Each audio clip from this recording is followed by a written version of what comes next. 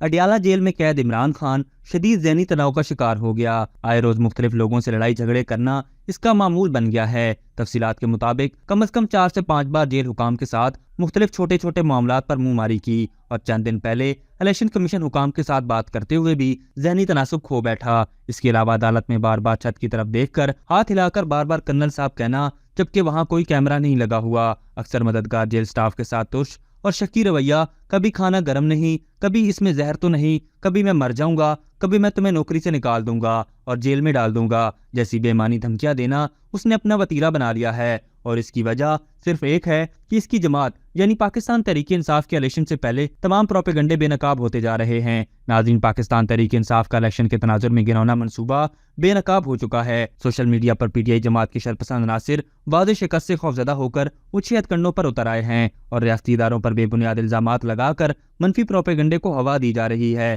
پہلے بانی چیئرمین کی رہائی میں ناکامی اور پھر بلے کا نشان چھن جانے کے بعد یہ جماعت عوام کو اکسانے کے لیے پلان سی کا اندیا دے رہی ہے، جس کے مطابق الیکشن میں اپنے من پسند نتائج حاصل نہ ہونے پر لوگوں کو اشتعال دلایا جائے گا اور نتیجتاً ریاستی اداروں پر ایک بار پھر حملہ آور ہونے کی کوشش کی جائے گی۔ اس پروپیگنڈے کو مضبوط تر کرنے کے لیے پاکستان تحریک انصاف پرانی ویڈیوز کا سہارا بھی لے رہی ہے۔ سیاسی مبصرین کا خیال ہے کہ بانی چیئرمین پی ٹی آئی ایک بار پھر 9 مئی جیسا واقعہ برپا کرنے کا ارادہ رکھتے ہیں، تاہم یہ واضح نہیں کہ اس مرتبہ ہدف کون ہوگا۔ انتخابی عمل کو سبوتاژ کرنے کے لیے یہ جماعت انتخابات سے ایک دن قبل انتخابات کے بائیکاٹ کا اعلان کر سکتی ہے۔ اس سارے منصوبے کو عملی جامہ پہنانے کے لیے یہ جماعت اپنے کارکنوں بالخصوص خیبر پختونخوا اور گلگت بلتستان کے کارکنان کو استعمال کر سکتی ہے۔ پاکستان تحریک انصاف کے بانی کی جانب سے تسلسل کے ساتھ سکوت ڈھاکہ اور خود کو بار بار شیخ مجیب سے تشبیہ دینا اسی سلسلے کی ایک کڑی ہے۔ پولنگ ڈے اور اس کے بعد الیکشن نتائج کو مسترد کر کے اسی بیانیہ پر فساد کی تیاری کی جا رہی ہے۔ اس جماعت کے بانی نے جیل میں ہونے کے باوجود 2 روز میں اوپر تلے ایسے اشارے دیے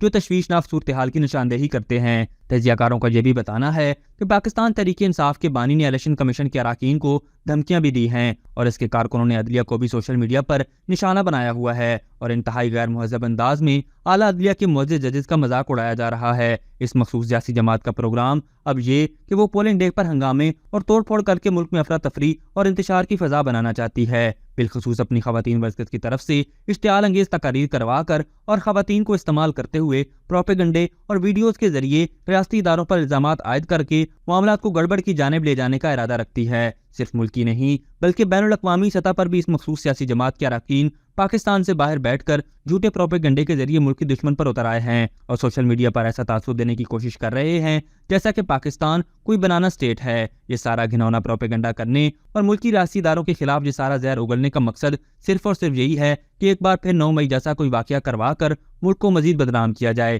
سیاسی مبصرین کے مطابق یہ بھی ممکن ہے کہ سوشل میڈیا کے ساتھ اس جماعت کے اعلیٰ عہدیداران اپنے کارکنوں کو پرنٹ میڈیا میں زہر آلود مضامین شائع کروانے کے بعد ملک کی پرامن فضا کو انتخابات سے قبل خراب کرنے کی کوشش کریں۔ اس حوالے سے آپ سب کو یاد ہوگا کہ کچھ روز قبل اس جماعت کے بانی نے آرٹیفیشل ٹیکنالوجی کا سہارا لیتے ہوئے ایک ایسا مضمون غیر ملکی جریدے میں شائع کروا دیا تھا جس سے بہرحال ماحول میں مزید تلخی دیکھنے کو ملی تھی۔ سوال یہ پیدا ہوتا ہے کہ ایک مخصوص شرانگیز جماعت جس کا ماضی ملک دشمن کارروائیوں سے بھرا پڑا ہے پورے قوم کو جھوٹے بیانیہ پر یرغمال بنا سکتی ہے، اور کیا روز روشن کی طرح واضح مثالوں کے بعد بھی قوم اس مخصوص سیاسی جماعت کے گھنونے اور زہریلے پروپیگنڈے کو پنپنے دے گی؟ اور کیا اعلیٰ عدلیہ اور ملک کے حساس اداروں پر حملہ آور اس جماعت کا کڑا احتساب نہیں ہونا چاہیے؟ کیا ایسی شرپسند جماعت کو سیاسی جماعت کہلوانے کا حق حاصل ہونا چاہیے؟ اور کیا ایسی شرپسند جماعت جس نے ریاستی اداروں پر حملہ کیا، ملک میں افراتفری اور انتشار پھیلانے کی کوشش کی، کو آئندہ انتخابات میں عوام منتخب کرنے کی غلطی کریں گے؟ پاکستان تحریک انصاف کی منصوبہ بندی کو دیکھتے ہوئے اس بار ریاستی ادارے